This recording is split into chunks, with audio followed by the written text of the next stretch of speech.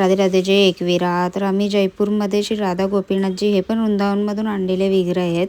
श्री गोपीनाथजी श्री राधा राणीच्या बरोबर वृंदावनमध्ये वंशीवटमध्ये संत परमानंद भटक यांना प्राप्त झाले. त्यांना निधिवनच्या जवळ स्थापित केले. मधु गोस्वामी त्यांना त्यांची सेवा पूजा दिली. मधु गोस्वामीपाद यांनी 40 वर्ष आपल्या कुटियामध्ये सेवा केली. त्यानंतर रायसल राजपूत त्यांनी मंदिर बनवले. पण औरंगजेबा आक्रमणमध्ये प्रतिमा जयपूरला घेऊन गेल्याने तेव्हापासून गोपीनाथजी तिथे विराजमान आहेत. एकदा इंग्रज अधिकारी जयपूरला आला गोपीनाथ मंदिरमध्ये आणि तिथे विचारले, भगवानची मूर्ती सजीव आहे का? त्यांना गरमी थंडी लागते का?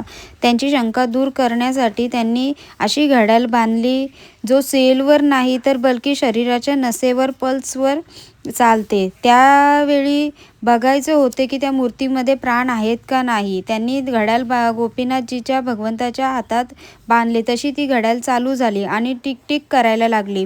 तेव्हापासून इंग्रज अधिकारी हैराण झाला आणि घड्याळ आजपर्यंत गोपीनाथजीच्या हातात आहे बांधलेली.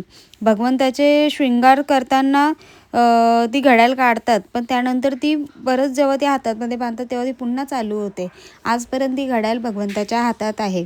आणि आमचं दर्शन वगैरे पण खूप छान झाला भगवंताचा. आणि भगवंताच्या हातात घड्याळ बघितले तर अजून मन प्रसन्न झाला. आपण साक्षात बघतो तेव्हा खूप छान वाटतं. आणि दरवाजे पण लागले आणि आम्ही थोडा आधीच पोहोचलो तर मस्त आम्हाला दर्शन झालं. हे 2 विग्रह आहेत श्री राधा गोविंद देवजी राधा गोपीनाथजी जे जयपूरमध्ये आहेत त्या काळात आणलेले. चला मग राधे राधे.